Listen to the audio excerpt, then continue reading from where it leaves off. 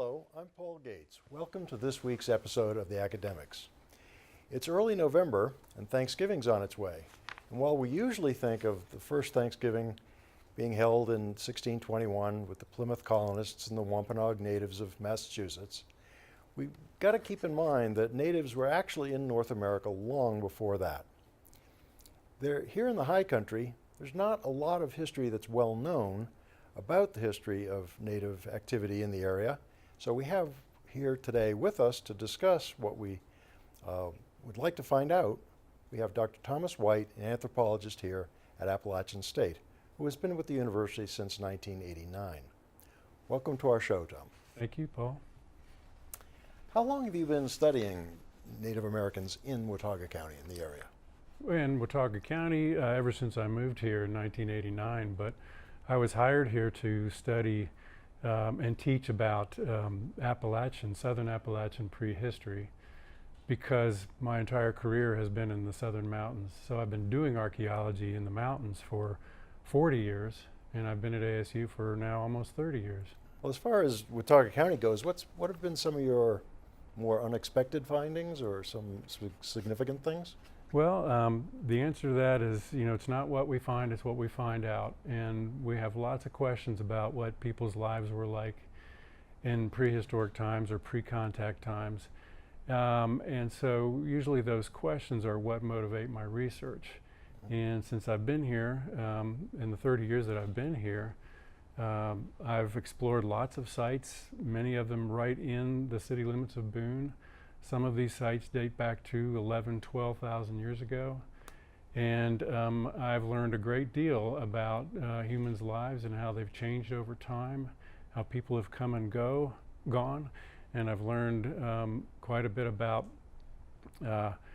who the ancestors of the Cherokees and the Catawbas might have been and where they resided in the mountains in pre-contact times. How would you say the tribes that were here differ? Is there something you can say about the Catawba Indians and other tribes? I can say something, and that is that we know very little about who these folks were, what their language was. And when we say Cherokee, we're talking about a language and a very specific kind of culture, specific kinds of religion, material culture, artifacts, ways of burying the dead, beliefs.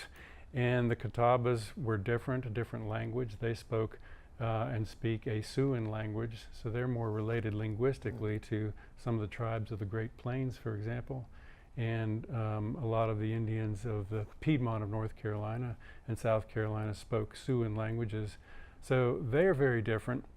And when I first came to Boone and started reading about the archaeology that had been done here prior to my arrival, everything I read suggested that the archaeological evidence of the late prehistoric or pre-contact times here was that of the ancestors of the Cherokees. So, and it's assumed too by all the residents around here now that, of course, the people who lived here before us were the Cherokees. And so I started exploring that through archaeology, and in fact I'm finding out that there were never any Cherokees in Watauga County unless they passed through briefly on their way somewhere else. The Cherokees at the time of historic contact had very distinctive kind of pottery and other material culture that's very recognizable as Cherokee, and we don't find any of that in Watauga County. We don't find much of it north of really the Tow River in North Carolina. So Buncombe County and then on down south and southwest into the very southwestern corner of the state is where we see evidence of the Cherokees. And when I was looking at the material culture from late prehistoric times, it looked to me quite a lot more like the material culture that we see, pottery, etc., on the Piedmont of North Carolina. And we know that that area at historic contact was occupied by Siouan speakers, such as the ancestors of the Catawbas. So it's not what I expected. I see. How do we know about their languages? I mean, usually we think of pottery, which I maybe is engraved or something? Is that how we find that? No, you can't. You can't put a language on prehistoric stuff around here because they did not have a written language. I see. And so what we have to do is take what we call the direct historical approach, where we go, okay, here are the Cherokee Indians today, and we have documents from their earlier life, say in the 19th century and the 18th century. So we know what their pottery looked like, and we know what their houses and their villages, etc., looked like. And then we reach further back in time through archaeology, and we see similarities. So if we find similar pottery that dates to, say, 200 or 300 years ago, we infer that these might be the ancestors of the Cherokees. I see. But we can't prove that. It's an inference based on recognizing the similarities in their material culture. I see. What are the oldest samples you've collected? In Watauga County, there have been found by archaeologists and by collectors artifacts dating back to probably around 12,000 years ago. When you start a dig, do you go in trying to answer a question, trying to anticipate what you might find, choose a site based on what you think might be there? Is that Good archaeology always starts with questions, just like any science. But sometimes it's, as in the case of the site I was just mentioning, it's salvage archaeology, and we just go in and try to get the stuff out of the ground and ask the questions after the fact. Mm-hmm. But if you start off with your questions, then you know where to look, how to look for it, what kinds of professional personnel to involve to help you answer those questions, what kinds of methodologies, equipment you're going to need. So we always start with questions when we can, like I say, unless it's a salvage archaeology project. Right, I see. I see. What were people's everyday lives like in pre-contact times? They varied through time, of course, but not too much. For most of pre-contact times, the native residents or visitors to the high elevations of Watauga County were seasonal migrants, just like today's Floridians. Mm-hmm. And they were smart, just like today's Floridians. They came in the spring when resources were abounding and temperatures were warming up, and they migrated out of the mountains to lower elevations in the fall after harvesting nuts and hunting deer and so on and gearing up. And from 12,000 years ago up until probably about 1,000 years ago, up until about maybe 900 AD, that's what people's lives were like. But around 900 AD, and this is shortly after maize was introduced to the eastern United States by way of Mexico ultimately, so what we call corn is maize. Maize was adopted and maize farming was adopted throughout eastern North America by about 800 AD. And then just shortly after that, around 900 to 1000 AD, we start to see our first villages in Watauga County where people are actually living year-round, such as the Ward site where Cove Creek comes into the Watauga River. That was a village with maybe 30 houses, circular houses. It had a palisade or a fence around the village. And at that site, ASU archaeologists have found evidence of maize cultivation. And it just so happens that that time, 900 AD, coincides with global warming, the medieval warm period, which affected the lives of humans throughout temperate northern hemisphere. It's well documented in England, for example. Probably allowed humans to finally grow successful crops of maize at these high elevations because the growing season was longer with the onset of that medieval warm period. But those villages were short-lived because around 1300 or 1350 AD, only a few hundred years later, the Little Ice Age began, which of course is not an ice age with glacial advance and that sort of thing. It was really just a slight decrease of temperatures on the average that continued for centuries. If you'd like to see pieces of Native history in person, you're in luck. The Native American Artifact Museum, located in Blowing Rock, has a wide collection of artifacts available.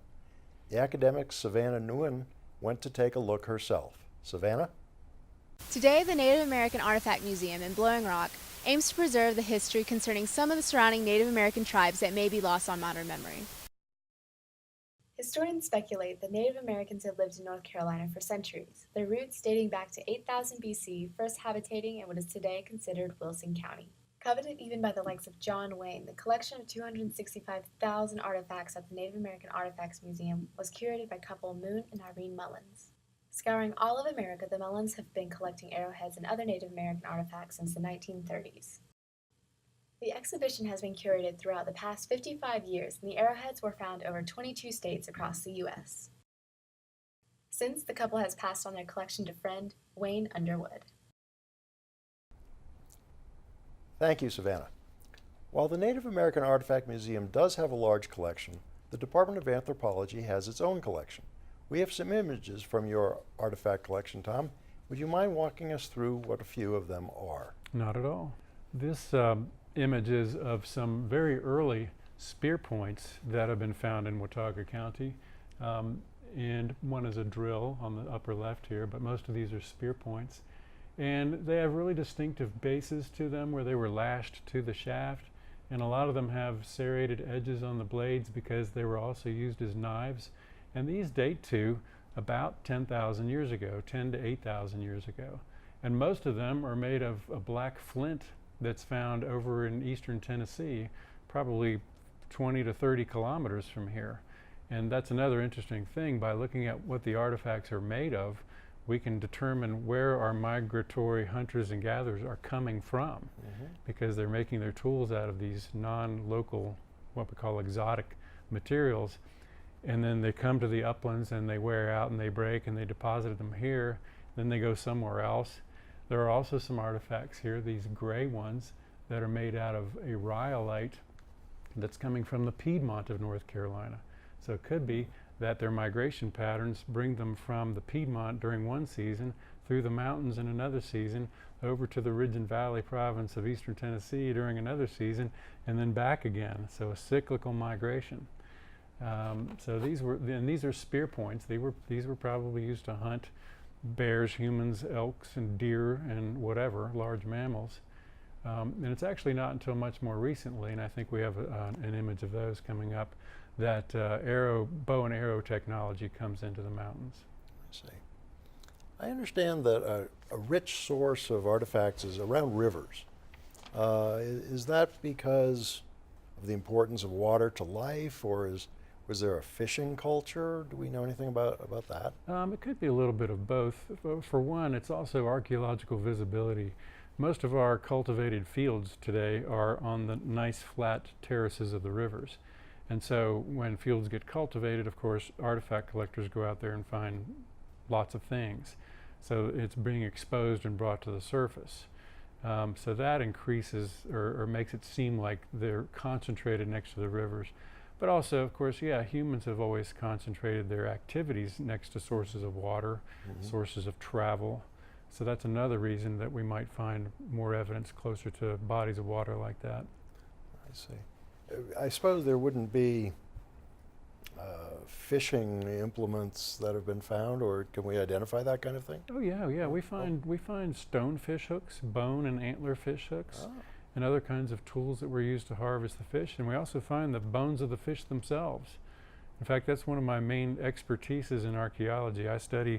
I'm called a zooarchaeologist because I study the animal bones from archaeological sites to learn about people's diets, food behaviors, and so on.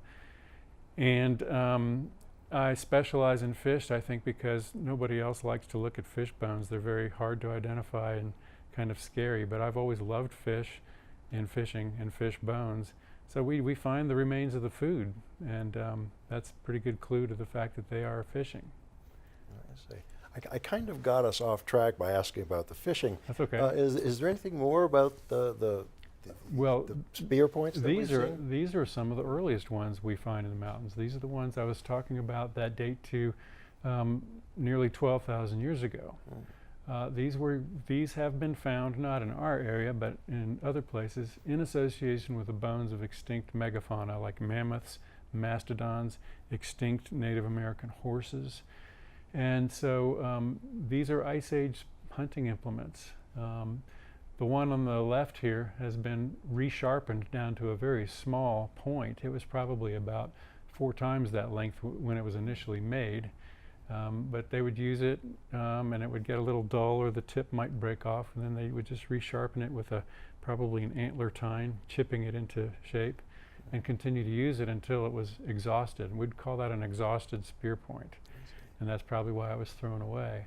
The one in the middle is obviously broken, and it has a really distinctive impact fracture on it, so it was used and might have hit bone or a tree or something to cause that impact fracture. And then it was either discarded or lost in the animal as it ran away, never to be found again. So these are some of the earliest things we find in all of North America. There is earlier evidence predating this, but not in the mountains here. These are the earliest things we find in the mountains. Is that pottery? Yes, yes, it's a very strange image at first glance, but this is the bottom of a ceramic vessel, and I had brought this out in my lab for show and tell at one point, because this is what we call Cherokee pottery. It's actually called Qualla pottery, named for the Qualla boundary, which is the name of the Cherokee reservation. And Qualla pottery is so distinctive in the way that it's made. It's got this neat little curvilinear design on the exterior surface here. As you get down to the base there, though, it's got a net impression, because these were formed by making them in a net-lined dish or bowl or mold by the coiling technique. And then they would paddle stamp the outside of the vessel with a carved paddle that had that nice curvilinear design to drive out air bubbles, to weld the coils, and to give it some kind of a design. Although I don't like that word, because I think these are actually symbols that mean things. They're not just an artistic design. But that's Qualla pottery, and we don't find that in Watauga County. We don't find it much north of, really much north of Buncombe County and maybe Yancey County down around Burnsville. And would that be accounted for by the different tribes occupying the different areas? Territoriality, very, very much so, probably. This is the kind of pottery I find in the mountains. It's similar, but it's different. The exterior is marked with a net. Net-wrapped paddle might have been used to press into the exterior to give it texture, to drive out the air bubbles, to weld the coils. And the rims are decorated usually with the thickened rims decorated with what we call punctations, made by pressing a tool into the rim. And again, those are symbols. And that's what the stuff that dates to between, well, about 1000 AD and 1400 AD here in Watauga County looks like. And this pottery is more similar to the pottery of the Siouan-speaking groups on the Piedmont, which makes me think that, you know, if anybody has a right to the prehistory or prehistoric archaeological record of our area, it would be those Siouan speakers who were the ancestors of the Catawbas, and not the Cherokees. This is a bag of bones from the Biltmore Mound site in Asheville, North Carolina, on the Biltmore Estate, where ASU archaeologists have done several seasons of work. And these bones date to probably around 300 or 400 AD. And it's food garbage mostly, and probably ritual and ceremonial food garbage, because the mound was a ceremonial structure. But I wanted to talk about these bones because most people think that archaeologists are raiders of lost arks and tomb raiders and hunting for treasures and things that can be put on displays in museums like Indiana Jones. And one of the first questions that people ask me if they visit my excavations is this: have you found any gold yet? And the answer is, you know, I've never found any gold and I'm not really looking for gold. This is my gold. These animal bones are much more precious to me than a gold coin, because I can learn so much more about people's lives by studying their garbage, about their hunting patterns, their seasonality of hunting, or when they're at the site, based on, you know, the seasonal activities of the animals that are there, how they process foods, cook foods, consume foods. From animal bones, we can learn a lot about ritual behaviors related to food. So we can learn so much more from people's garbage than from what we would consider precious items like whole pots and gold and the like. So that's why I wanted to talk about my animal bones. And if you multiply that bag by about 500, that's how many bones we have from the Biltmore Mound. I've analyzed over 40,000 bones from that site so far, and it's mostly deer, but there's bear, turkey, squirrel, raccoon, fish, lots of different kinds of birds, mollusks, and even some bones of animals that the bones must have been imported. For example, we have a modified or ground and shaped jaw of a gray wolf at this site. And gray wolves were probably not native to the southern Appalachians. Our native wolf, in all likelihood, was the red wolf. So we think that that wolf jaw was actually brought to the site from somewhere else. And all of these bones are mixed up and crunched up, and many of them are burnt and have cut marks on them. Some of them have been gnawed on by the village dogs. Different kinds of animals, too. Yes, lots of everything you can imagine. 60 different species, at least at the Biltmore Mound. And are you still working down there? Or No, well, my new colleague, Alice Wright, might return to Biltmore Mound sometime. But Dr. Kimball and myself, who've done work there previously, we're finished. We've explored our questions, and only excavated 1/4 of the mound. This was all Dr. Kimball. Larry Kimball was the principal investigator on this project, and we've left 3/4 of the mound for future research or to just preserve it. Thank you for coming in today, Dr. Whyte. That was fascinating. My pleasure. That's our time for today. I'm Paul Gates. We hope you'll join us next time on The Academics.